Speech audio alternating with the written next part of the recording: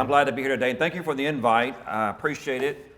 The timing is good because Texas recognizes the month of October as Czech Heritage Month, and so the timing is very good to select this, and we appreciate that very much. And also, it's great to be here, and I'm glad that you all came here today. It's really for our Mayor Pro Tem's birthday celebration is why we're here today, because today is her birthday, Linda Harvell. So let's all wish her a very happy birthday today. And we're glad that she is here.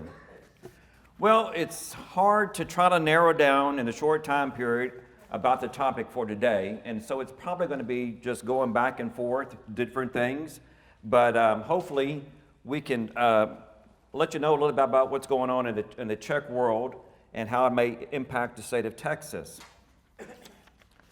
So we've got a little slideshow that we've kind of be going with too. First of all, there I am, and there's the name, and how many, we're probably going to learn a Czech word today, and probably the first Czech word you're going to learn is this one right here.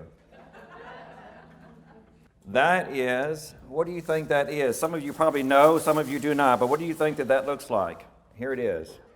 Mustard. It's a bottle of mustard from the Czech Republic off the grocery store, and I've got several collections of those from people who've gone to the Czech Republic and bring that back. And that is my name. So what do you think my name means in Czech? Mustard. Very good. So your first word, my last name. Horcica is the way we're going to say it in Czech. If I'm on this side of the river, it's going to be Horcica. On that side of the river, it'd be Horcica. Folks there in Burleson County, Lee County, some of those folks there. There's an interesting story about my name too. When I started working for the City of College Station Police Department back in the early 80s, I started in 84. And long story short, I had a coworker that was the chief's administrative assistant.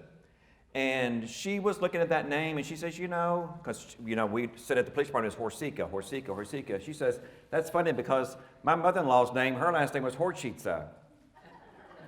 Well, this is Cheryl Walker, who was married to Larry Walker, who is the son of his mother was a Horcica before she got married. She married Emil Walker in Somerville. So Cheryl did not know that she would be a cousin by marriage to me. But it was funny how she found it out just because of the different pronunciations. She finally got it keyed in together that we were related. Also, there's a little table here if you get a chance, just a couple of books and stuff. You can look through. Here's some Czech things here. It's hard to put as much as you can in a little bag to bring here. But anyways, if you get a chance, you can. Well, sometimes, as Czechs, we can't go to certain places, as you know. There's certain stores and places like that, and the first thing we see is, no Czechs accepted. So, we get a little, and sometimes it gets even worse. First of all, you're not allowed. Second time, if you come back again, apparently there's a service fee. So you have to kind of watch out for some of those things there. So I'm going to talk a little bit about my family, just to give you a little background about where I am as far as in the Czech heritage, and we'll kind of start from there. And then I think you can kind of see some from the family traits that I've been able to be with, that you can kind of see some of the linkages. You're probably going to have some similar stories for those of you who are Czech or just not even non-Czechs. That's the Caldwell Czech Kolachi Festival theme, come and be a Czech for a day, So everybody can be a Czech, and somebody's got Czech, probably some kind of way in them. But you can probably see the relations and the hard times that a lot of our earlier people had just coming to the state of Texas. So, first of all, I'm glad to have my daddy here with me. He's right here. And so, my dad was one of three out of Caldwell, Texas. This is a picture of him and his sister right there. My mother was number 11 out of 12, and she was from Snook, so both Burleson County folks there. And this is a picture of her siblings. This would be my mother right here. She was the baby girl, and then she had a baby, so she's number 11, and then Leo there is number 12. Now you see 10 people there. There were 2 people who died as infants. Sometimes that happened, but Aunt Sadie right over here, she had an infant before her and then after her that died as babies. So there was 12 of them total, but 10 survivors. Then, on July the 9th, 1961, my mother and dad had gotten married. They lived in Bryan, in an 1,100 square foot home. Daddy did not know how he was going to make that $83 house payment every month. And also, my mother had a bad experience because he was at work, and then this Category 5 storm called Carla came through her, and she had to experience this house by herself with things slamming against the windows, the doors, the heavy rain, and everything like that going on. So that's her memory of that getting married there shortly after that. Then in February of '63, while playing dominoes at about 9:45 p.m., an 8-pound, 3-ounce boy was born, the first boy of 4 children. And so his name was Ronald. So dominoes would do it. So if you have any folks that are with child, dominoes may do it. And I was the first of 4, have a sister, a brother, and then a sister. I was the 3rd grandchild and the first grandson of my daddy's parents on his side. So the 3rd grandchild and first grandson. And this is a picture of my father's dad, Edward was his name. And so that was my grandpa.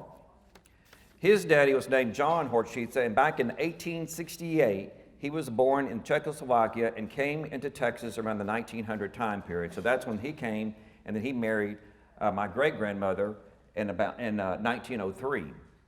And with that union was 3 boys and 3 girls, but his wife had also had already 1 son, so there were 7 total. And they lived in the Providence area there outside of Caldwell. And just like many, they had a hard life, working fields. Transportation was by mules, plows, and wagons. You know, the big gardens, vegetables, canning. And that area there was plenty of Mustang grapes. They could do jelly and wine, of course, raising cattle, hogs, chickens. The neighbors next door always helped them butcher things. They had a smokehouse. And, of course, all the children had to help out on the chores. And, of course, the cotton, corn, they would pick, and then they'd be off to school. But the only things they needed to purchase was things like salt, pepper, flour, sugar, crackers, things like that to go with the things that they raised there on their farmland. And then in 1936, my grandpa here married my grandmother, Frances. It's Paul the way it's spelled, but in Czech you'd say that Paul, that P-A-U-L. And so it looks just like Paul, and a lot of people say it as Paul, but it's actually pronounced in the Czech way, Paul, and that's the way that, of course, she said it. And, of course, they had 3 children. And then in 1946, my great-grandfather here, his mother dies. And then later on, his daddy died in 1949. And they're both buried in the New Tabor Cemetery outside of Caldwell. Referred to, it's New Tabor, it's outside of Caldwell, it's Novi Tabor in Czech. And of course, their tombstones all have Czech writing, so you have to know a little bit about Czech to find them and know who they are. My grandmother was Frances Powell, as we mentioned, right there. And her daddy was born in 85, and again, her grandmother was born in 84, so she was 1 year older. And my grandmother here was the first of 11 children. So she was the first one of 11 children. Again, 3 of the infants died. They had 3 infants that died, so there was just a total of 8 remaining. And there were 7 sisters and 1 brother. So, poor fella. Her daddy died in 52, and her mother, I remember her mother, which would be my great-grandmother, she died in 73. I was about 10 years old, but I still remember that. So, anyways, I was the 24th grandchild out of 38 for my mother's side of the family. Remember, she had 10 children. So you can imagine that. So the 24th grandchild out of 38. I think that I was probably like the 8th grandson. There was more granddaughters than grandsons at that point. And so 24. So sometimes when I see our cousins, we say, hey, number 37, how you doing? Hey, 24, how you doing? This kind of stuff. This is my mother's side of the family now. So this will be my grandparents. On my mother's side, John Motsek, and then Minnie Hubenak is the way they say it. Hubenak is the way they say it, kind of here on the Burleson County side, Motsek. And I have 4 nephews and 2 nieces. Just a little bit about my grandma and grandpa there. Again, they came probably in around they came to Texas in 1883 as far as the Motseks there. Both Minnie, my grandmother's parents, Frank and Anna were baptized in Nelsonville in 1888, so we know that they were there. And they had 6 children, total of 7, including my grandpa John there. And basically, my grandpa was born in 1989. He was honorably discharged from the Army in 19. At the age of 29, went to Snook, single man, and that's where he married my grandmother, that Minnie Hubenach, and that was in 1921. And my grandma was born, great-grandma Minnie here was born in, she was born in 1904, so she was about 15 years, there was 15 years difference between between the two there, grandpa and grandma. 15 years, which was kind of common sometimes in those days. But her mother died in 1908, so at 4 years old, she lost her mother. And then her daddy remarried and had some siblings with the new wife, Tracy. So again, it's kind of a little hard times there for those folks there. Second thing, I just want to talk about the work. Grandma was referred to, this is my grandma Horcica. My grandma, the thing about my mother's side of the parents is my grandpa John, my grandpa Motsek, he died in 1949 at the age of 70, so that was way before I was born. So unfortunately, no relationship with him. The grandma Motsek died in 1965, again, so I have no memories of her because I was about 2 years. I was 2 years old then. So unfortunately, on Grandma Motsek's side and Grandpa Motsek's sides, I don't really have any recollection of them other than what I've read and found and researched. Now, on Daddy's side there, I was blessed and fortunate to have a great relationship with her and my grandpa. And although I didn't enjoy it in those days, doing a lot of things with them, now I cherish those moments and wouldn't trade that for anything. And I wish I could have asked for more and talked to more about them kind of thing, different things. Grandma was known as a factory worker. She was proud of herself because she's the oldest out of the 11 total, 8 survivings, but none of her other sisters did a whole lot of working and stuff, and so she worked at this place called Elenco in Bryan. And so her sisters gave her a hard time about being kind of a factory worker. She's out there working and all this kind of stuff, but she enjoyed it and she loved it, and she really did enjoy it.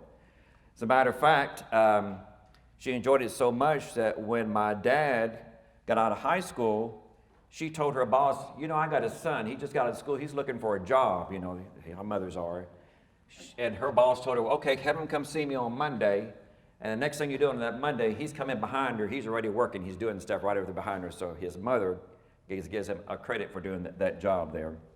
So Dad got the full-time factory worker too, thanks to his mom. My dad also had another business on the side. He was a snow cone. He had snow cone trucks, of all things. He started that when he was shortly after he got married. And he ran basically snow cone trucks. He ran them in neighborhoods and stuff, and he did that. And of course, as we kids were born and got older, guess who got to help him? And so it was a really interesting time there. Eventually, he got so sophisticated with those trucks that he eventually got 2 trucks. So we had 2 trucks going through Bryan, Texas. This was the original truck he bought. It looked like it was an old Bray truck initially or something like that. And then he had 2 of these trucks here, which were mailbox trucks that we got from auctions in Houston. And he did that for a long time, 40 plus years on that. And he really hated to give away with that, but anyways, so that's my brother there, and me and my brother helped him out. So after school each day, we got off of school, and unfortunately, we had to hit the trucks. Got in at 9:30, that's when we ate our meal, did our homework, went to sleep, and went back to school. So needless to say, we were workers too, so I guess I relate that because we too prayed for rain, because when it rained, we couldn't run trucks. Remember that our grandparents, who are the cotton people, what did they pray for? They wanted rain too. So those were the exceptions. When it rained, we didn't go. My mom had the full-time job of basically taking care of these trucks because she made all the snow cone syrup, homemade juice, had to clean the trucks, get them restocked, and that was her day. She was but at home all the day, so whenever we were in schools or whatever, anytime we called, Mom was there. If we had to go home, Mom was there. So Mom was always at home for us if we ever needed something. So, but we had to have a good reason to go home. Dad There's just a little bit more about that. That's when we did our supper and our homework.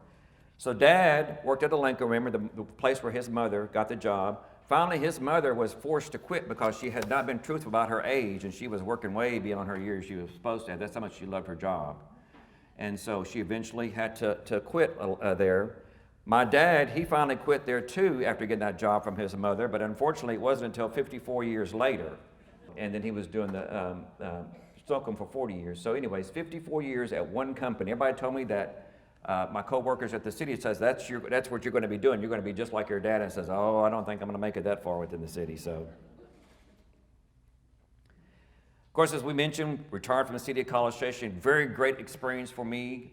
Starting in 1984, you can imagine what happened in 1984 to the year 2006, and just all the events that has happened in this city.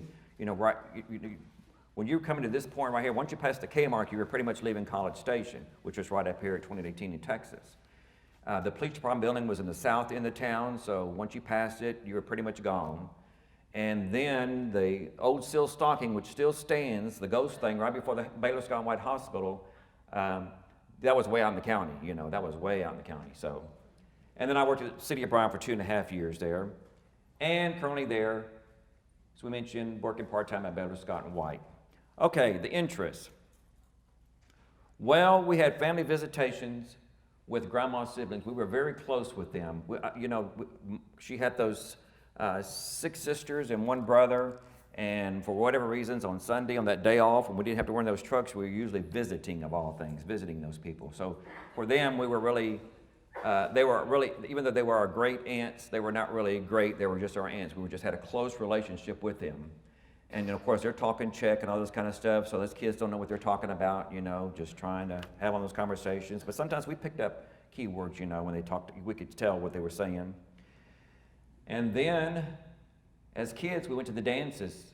And when we went to the dances, the SB halls, whatever, even though we might not be old enough to dance, we were still kids, they would bring us, they put us at the table, put a blanket over that, put it on the floor, and that's where we slept and sat until the dance, you know.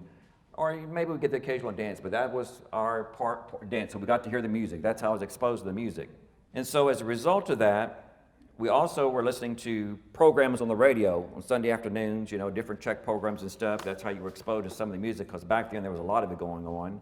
You also participated in church picnics, bazaars, and festivals. And then whenever I talked to my grandmother, she would call on the phone, and she would start talking to me in English, and then she'd go into Czech, and then she'd go into English, and then she'd go into Czech, and then so I had to pick up key words to see what she was talking about. And so even though I didn't understand her full comment, you know, I could figure out what she was saying. And especially when she was referring to him as my dad and not her son, I knew she was mad at him, so, you know, anyways. And just learning the Czech music. Had another experience too, and I see that Brother John Gann here. He was one of my former pastors since 1963, since I'm a kid. And I would always go to him to a place called Shiner, Texas, to the Shiner Brethren Church. You know, a lot of the Czechs, when they came, like in about the mid-1850s is when they started scouting out Texas, you know. That's when they started sending families and seeing how this place is, you know, is this the place we want to go to? And then some of them would report back. You know, some of them were not so successful. Some of them didn't make it through those times, but, you know, most of them did. And then that kind of led to passing the word back to the folks at the homeland, you know, to come to Texas, you know, come to Texas.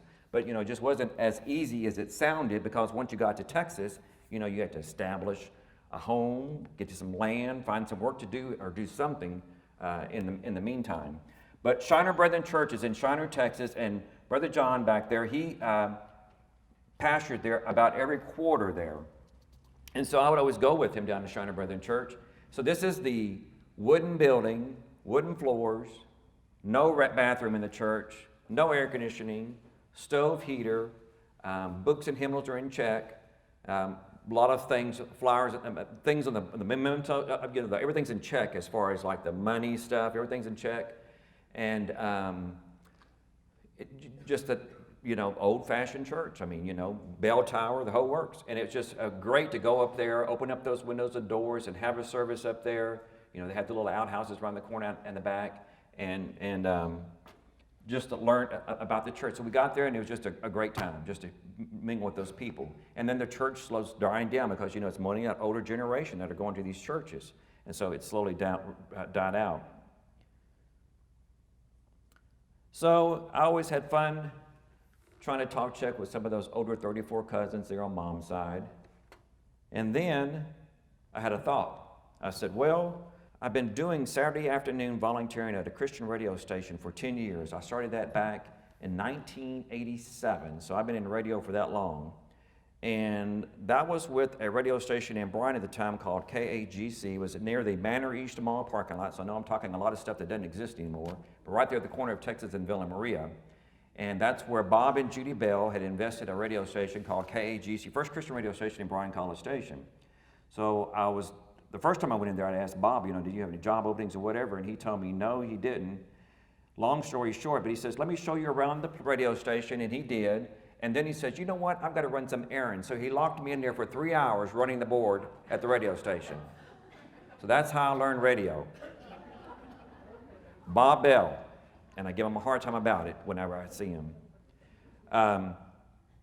But then we talked about there's no Czech music over the area in the Bryan College Station. So then I went and talked to Bob about that. There's nothing currently in the Bryan College Station market. It's just very limited because a lot of folks in the elderly and the nursing home and stuff just wanted to really hear that music. So, and it also helps to stir the interest in younger generations. So we can announce birthdays, anniversaries, preserve the Czech activities. And so that's when I met with the owners of about Czech music program. I met with Bob and Judy Bell, I remember. And that was in 1998. We met at the Old Country Buffet there at the Kroger Shopping Center at Southwest Parkway in Texas. And threw the pitch about what I wanted to do about starting a program. He says, yes, that sounds good. We'll let you try it, and let's try it for a month and see how it goes. So that was in 1998. That's 21 years ago. It's still going. So that's the scary part. I'd never know that I have to commit myself to this kind of a hobby, this kind of a commitment to do that. Thanks to the listeners, thanks to the bands and everybody. So we got some sponsors, and we were on the air. So then on March the 15th, 1998, Czech Polka Hour at the time was born, 3:45 to 5 p.m. I had to do that program live. And so that was my Sunday afternoon every Sunday.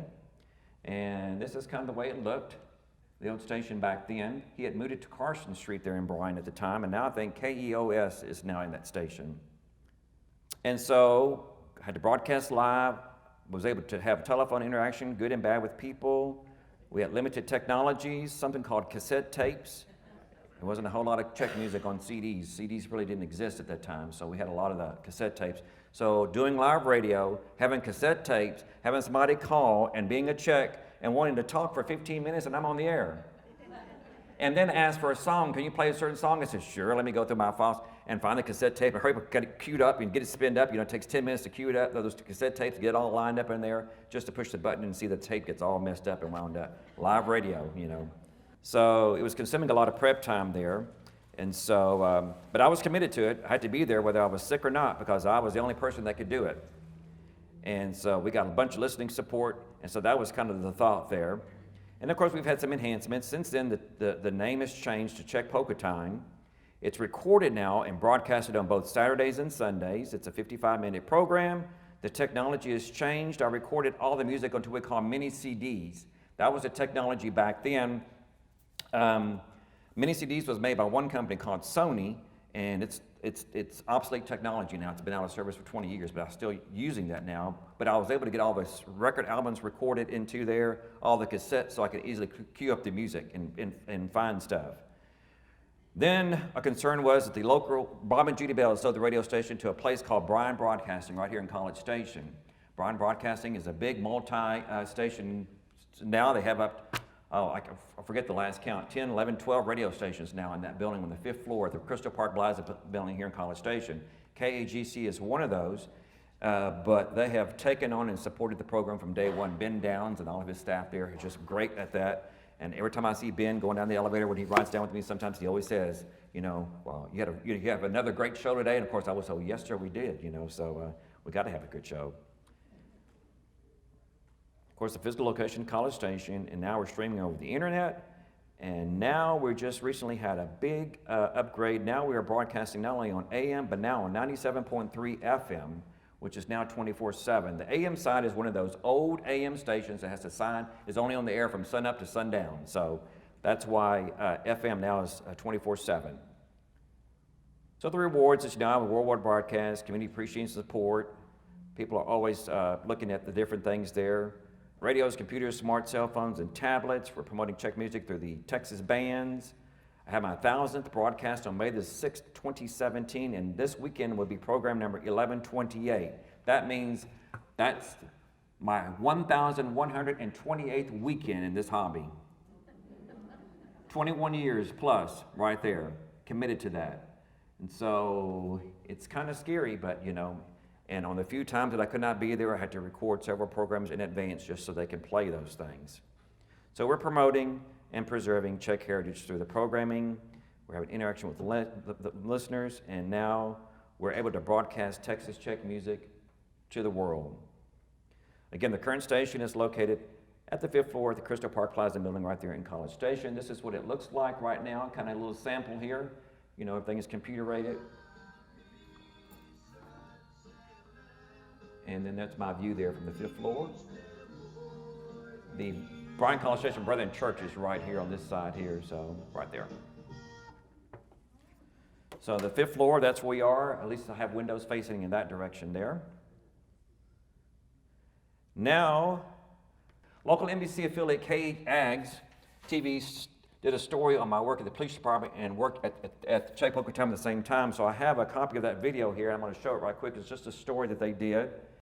Good evening to you. Now, when you have a day job you love and also a hobby that you love, finding time for both can be tricky. But an employee with the College Station Police Department makes time for both. After work at the police station, he heads to the recording studio to host his own radio show. Kgc's HD News reporter Ian Smith spent the day with the host of Czech Polka Time and shows us why he's sharing his passion with the Brazos Valley and beyond.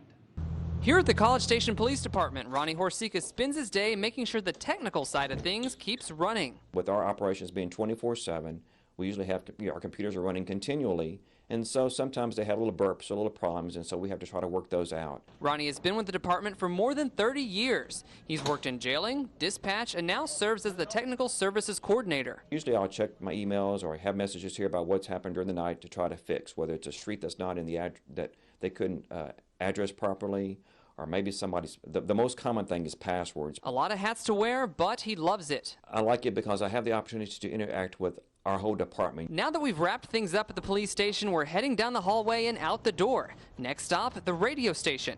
Getting off the elevator, we make our way in. We're looking at the Kgc Studios. We're at the Crystal Park Plaza building. And now, here's your favorite host. This is the place where Ronnie's show Czech Polka Time comes to life. He's been on the air for 17 years and just celebrated his 900th broadcast. Polkas and waltzes, some are sung in the Czech language, some of them are just instrumentals, some are in the German language, some in the Polish language. For Ronnie here, Czech Polka Time is more than just a passion. It's about preserving a piece of history and sharing it with others. I've grown up with some of this music, and just like anything, sometimes it takes someone to kind of keep it going on. Sometimes the younger generations don't get too involved in this, and you don't want it to die out. You know, for him to put in all these hours and to leave here and go do that every week, you know, it's something he loves to do, and it's great. Day job, which is working over at the police department, maybe it's more of the kind of the stressful side of my life, but then yet this gives me the opportunity maybe to kind of de-stress, if there's a saying. This is kind of the way I can kind of calm down and just enjoy myself. In College Station, Ian Smith, Kgc's HD News.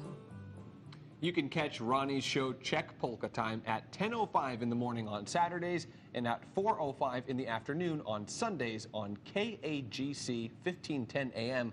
You can also listen live on the station's website and on your... My little claim to fame there, so, you know, it's a good story, though.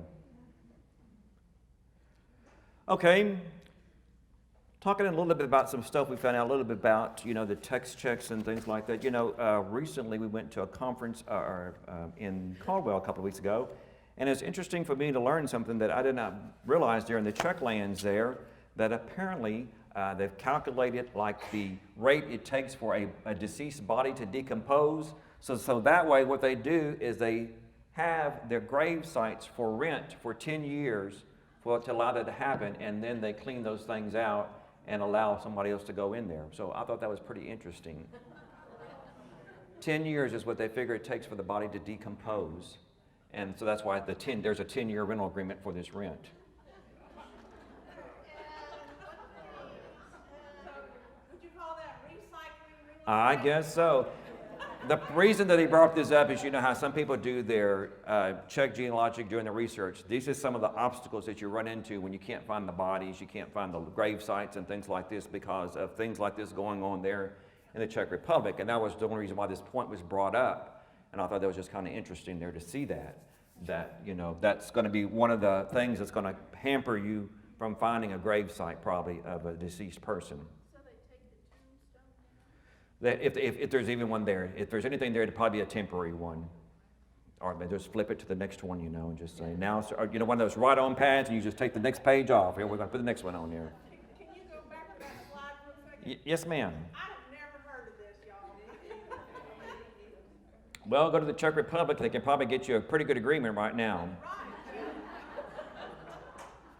That's got to be the ultimate recycling right there. Just, you know, time for space and stuff like that. There's other things that hamper from people. This is one of several, and that was just the point of the thing, but there's several reasons why you're going to be hampered from trying to find somebody up there. The opposite thing is it's interesting. A couple of weeks ago, I guess it was really more of a month ago, we had a missionary come to our church from the Czech Republic, and they brought their pastor that they have hired there from the Czech Republic to speak, and so he came to our church to speak. He spoke only Czech, so the missionary was there to translate. And this is this pastor's first time to be out of the Czech Republic, first time to be on a long international flight, first time to be in the States here. And he was amazed that apparently when they were driving, going to coming here, they had to pull off the road to the side there and wait because there was house being moved on wheels. He had no concept that he could not believe that there was a house moving on the road. Because you have to remember, there in the Czech Republic, those houses are built to last forever, basically. Stone, brick, and you can't do that in the Czech Republic. So it's confusing to him to see something like that happening. So it's just strange that, you know, we get used to things like that. And he sees this house on wheels coming down the road, looks just like a house. And there, they can't do that. I thought this was kind of interesting here, too. Just, this pertains to cemeteries, and most of you know our original cemetery here in College Station originally had what they called a couple of cemeteries. One of them was the Salem Cemetery, which is predominantly an African-American cemetery, which is more towards the front of the cemetery there, between the road and kind of the creek there towards the front. And then on the other side of that little road there was the Shiloh Cemetery, which was the Czech heritage, that's where a lot of the Czechs are buried. That's a Czech cemetery.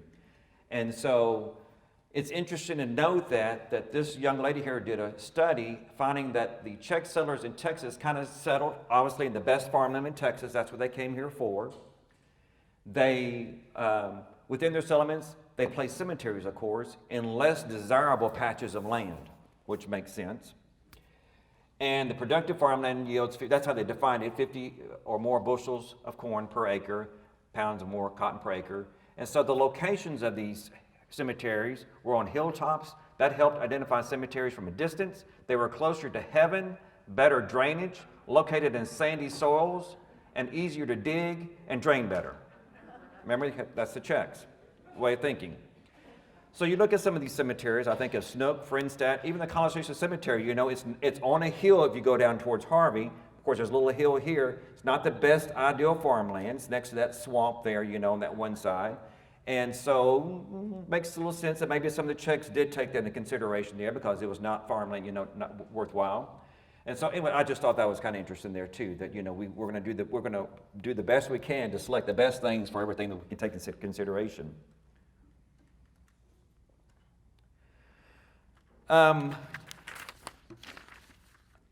Just with the remainder of the time we have, by the time really moves on pretty quick, I'll do one more thing at the College Station Cemetery there too. You know, also my grandmother, my daddy's mother, Grandma Frances, you know, she would always tell me about the Shiloh, the dance hall that was there in the Shiloh dance hall. And she says it was way out there in College Station, you know, past College Station up there. And she's talking about right next to the cemetery there. Most of you know that around here, the Shiloh, Ken Martin used to have a restaurant there called Ken Martin Steakhouse. It was the Shiloh, you know, right there at Shiloh. And that is what she was talking about. That's where a dance hall was. And I understand that some of those structures and walls may have been part of that dance hall there that was used for the restaurant, just for a little brief research that I found. There also was probably a chapel there at some point there too. We're still kind of working on that. And that's part of this group here that you can work on there too. That's the purpose of this group here, is just those kind of things are interesting to find. So anyways, and when I retired from the city, one of the things, I've done everything in my life by myself, made all the choices, all this kind of stuff. So one of the things I want to do is find me a spot so that I can be buried, since I don't have any children, making sure that my niece doesn't just throw me in a trash can and haul me to the road. That if I had a plot of land, that she could at least take me there. So I bought a plot there in the original city of College Station. I just liked it because most of my life was spent there at the police department, which is right across the street there, and with the relationship there to Shiloh. And so here is my tombstone that's out there now. I already have the tombstone up and everything. And by the way, thank you for whoever's bringing flowers. I appreciate that. They're really nice. They're out there, and I go up there. Every time I go up there, I have to pick flowers. So thank you, whoever's doing that. Anyways, the purpose of me showing this is there's a little reference here called Spanem Bohem. Do you see that right below February the 3rd? It says check Spanem Bohem. That's the way I close my program every weekend and have been for the past 21 years. Spanem Bohem. Anybody have any idea what that means? Go with God. Godspeed. Go with God. So that's what that means there, and it's on the tombstone there just a reflection of the Czech heritage there. Now on the back side, you ready for this? No. Y'all already got me figured out, and I just, something. Okay, we're going to flip it. It says, son of Hubert and Billie Jean, brother of Kathy, Michael, and Peggy, voice of Czech polka time. So that is just a little marker of my small presentation to Czech heritage here in this area. So anyways, I thought about that, but son of, brother of, and voice of Czech polka time. So I thought that would just, not much more details than that to have. Some of the things I want to tell you is, since I had this great relationship with my grandmother, Frances, and Grandpa Ed, there's a lot of stories that I can treasure with them, just showing some of their, I think some of these characteristics that they have as Czechs. Us Czechs have that tendency of being hard-headed, We won't let that dime go unless we've justified where it's going and making sure that we get the best return of that.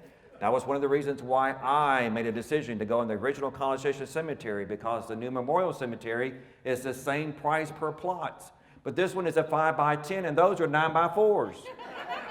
This is 50 square foot, and those are 36. I am not going to lose square footage for the same amount of land. I've got a bigger plot in the College Station Original Cemetery than I would have in the Memorial Cemetery. So you have to make those decisions and make worthwhile things. So I've got bigger plots. Y'all can put benches all around me, whatever you can do in the other days, But we got more room and more space. So I got the best bang for my buck there. My grandmother really, I spent all my life with her until she passed away. In 2010, she was at 98 and a half. My grandfather, he passed away a little earlier, but the two of them I enjoyed so much. Whenever we would go on trips, the first thing we'd always have to do is I was always tell Grandma, before we go, make sure you go to the restroom or whatever, because I know it takes her a while to get in the car, especially in older years, she didn't get in to go. So I says, make sure you go to the bathroom. So she does, okay. So we get loaded in the car, put it in drive, go down the road. She says, man, I says, what? I've got to go to the restroom. And it happened every time. So when we get in the car, she had to go to the restroom already. But before we left the house, we'd always have to check the burners, talking about the stove, making sure they're turned off, making sure the doors were locked, all the lights were off again, because we didn't want to waste anything. We didn't want to, burn up the house or anything like that. But we always had those great experiences going to Weingarten's in Bryan. That's where she did her grocery shopping. And for the two of them to buy groceries just for a short time period, it took us 6.5 hours usually. That's because we had to make sure that when we reached for the cans, it wasn't just the can right there. It had to be way in the back that had the oldest expiration date that was going to last a lot longer. And so we had to make sure everything was fresh and squeeze everything and making sure it was the best. And then checking out, that was part of the hour, that just in making sure that she didn't get gypped. She, because back then they were having to punch in those numbers, and she was watching that thing, making sure that they charged her right and gave her back the correct change, and we would always make sure that that would happen. So again, it just shows that mentality there about these people have worked so hard for their money, and that back in those days, that's the way they did it. Yeah, that's right. Grandpa collected cans. When he retired, he collected these aluminum cans, and so he collected cans everywhere where they were. And she always worried about him too, because sometimes he would be late at night and he's not at home yet. So I would always have to get in the car and go look at all the dumpsters in the neighborhood to see if I see any cans getting thrown out, because he was inside of it. We were always worried we were going to find him at the landfill one day because a truck came and got him. And by the time I got that station wagon loaded up with all his cans, we had cans tied on the top with string, everything like on the inside. We took him to get that 15 cents a pound, and he was happy getting that beer money and cigarette money. One time we went on a trip, and when you go on a trip, you bring all your food and stuff. They brought soap powder in plastic bags, sugar, everything like that. So he fixed him a bowl of cereal one time in the motel, and then we realized when he got through eating that this bowl his cereal had all soap suds in it. He had used a laundry detergent instead of the sugar that was in the other bag there. So we worried all about him because he was just blowing bubbles all the way to our next destination. And then we couldn't figure out how in the world did he end up at the next stop with so much money in his pockets, buying stuff. And he says, well, we're at that last restaurant we were at. He says, there was money all over the table. Somebody had left, and I just picked them up.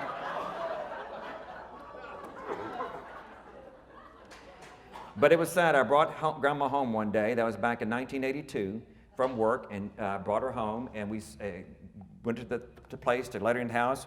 We knocked on the door where Grandpa wouldn't answer. There I looked like he was sitting in a chair, and we knocked, he wouldn't answer. So I went in the back and was able to break into the house, unlatch it, and come to find out he had passed away in his chair right there that day.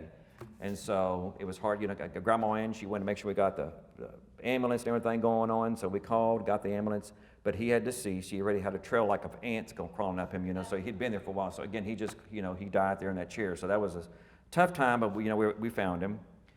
I got tickled that Daddy always told me he had a hard time getting Grandma to get a phone. Again, people just back in those days did not want a phone. She had no use for a phone, would never use it. Every time I tried to call her, he was busy. So she figured out when she got a phone what it was for. And she would, again, talk in that English and Czech and talk for a long time. So she knew how to figured out how to do that. So I have to tell a story on her. I told one of Grandpa, but I know one time we went to California, and she likes to pick the flowers and the cactuses and all those kind of things. And we were in our station wagon, and we got her a cactus cutting, and they put it underneath the front seat of the car there. And of course, Grandma sits in the back seat. We went up a hill, and she was like all nervous and stuff, looking down there. She lifted up her feet. She was all excited and stuff. And then, unbeknownst to her, that cactus slid underneath that chair from that thing, and she put her feet down right on top of cactus. I don't know how many hours we spent picking those cactus things out of her feet up there. I know one time, this is a story too, that, she called me about 2:30 in the morning, and she calls me, at 2:30 in the morning, and she says, I think there's water leak in my house. She said there's water all on the kitchen floor, where her hot water heater was in the kitchen. And said, okay. I says, well, did you call Daddy? No, I didn't call your daddy. He'd be sleeping right now. I said, okay, well, I'm coming. So it just tickles me. So I'm glad that she had that much faith and encouraging me to know that I could come up there and help her. Just a little bit of my mother's side of the family, her daddy died really young in 1949. She was 7 at the time, so she was really young when he died. And her mother died, and he died supposedly working on a tractor, and then started feeling bad, went in the bedroom, lay down, and he passed away. My mother's mother, again, was working out in the cotton field, picking up cotton with her daughter and some of my cousins. And then she collapsed out in the cotton field. So she was a fairly, you saw a little bigger woman there. And they all gathered around her and tried to get her loaded up in the car. They got her in the car. It started raining really bad. The car was having trouble starting, but they finally got it started. but it didn't look good. As a matter of fact, daughter says, she had already passed away. And by the time they started going, they was having trouble getting to the roads. And so they just took her straight to the funeral home rather than going to the hospital because they knew that she had passed. So again, they just know when those things happen, and that's why they took her there, rather than having to go to the hospital again to spend some money there. So it's just the way it is sometimes there. Couple of other things just briefly on the Christmas tradition in the old country that goes on is carp. You all know what a carp fish is? That's their specialty for Christmas. They take a carp, they usually get it pretty fresh, and if it's several days before Christmas, they'll fill up a bathtub, and that's where they put that booger. They put him in there until Christmas times come up, and then prepare it for Christmas. And their thoughts are, too, that baby Jesus is the one that brings the gifts there for Christmas. And so I thought that was kind of interesting there, too. It's kind of a different take on what we have here. So anyways, those stories, I had the honor and privilege. The Texas Czech Genealogical Society is one of the groups we mentioned there, too. They come out with a lot of publications and books. And they came out with a series on this here. And the interesting thing is I had the opportunity to write stories about my families. And so in this book, there's several pages dedicated to a lot of those stories that I just told you and some of those pictures about my mother's side of the family. And then this book here has it on my father's side of the family. And there's a picture of my grandma and grandpa with their wedding picture. And so it's interesting to be able to at least capture that stuff so that sometimes, in the future, somebody can maybe not have to go through so much trouble trying to get some of those dates and things like that recorded. And this is just two of several books they have in this series. It may be a great idea to get something like this in this library with our influences of Czechs here because it has a lot of names and stories. Some of those are probably people that you know also. And another book that they come out with is right here. And this one just came out, and it just has a lot of names. And it talks about a memorial to the Czechs of Texas for the work they carried out in the years of 1914 to 1920 to benefit the liberation of their homeland. And again, in those time periods, it has some of my daddy's family, my mother's family, a lot of folks that I know that were just mentioned in here in some of those pictures, especially over around Novi Tabor, which is New Tabor, and Snook and those areas there, Caldwell. So anyways, I know that we've got a lot of information that we went through, just kind of threw it a lot of, but I'm not the expert in this business, but if anybody have any questions or comments or thoughts or relations or anything, I'll go to that in 5 minutes.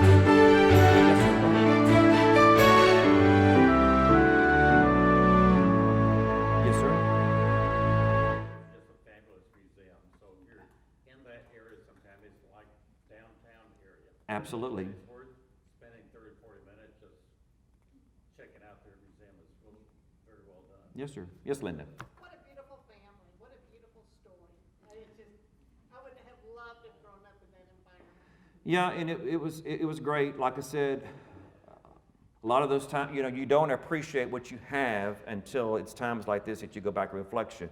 You don't realize what kind of opportunities that you had, and that's why it's very important for you to pass on those traditions and those things to your children and let them know what happened so they can, know what happened so they don't have to do this stuff. Although the information and technology is there, sometimes you run into some of those obstacles. I know that's a funny story about the full rent for the cemeteries, but that's just one example of several things that you're going to come into. But maybe you might know where they were at the time, and you can pass that story on. Yes, Katie?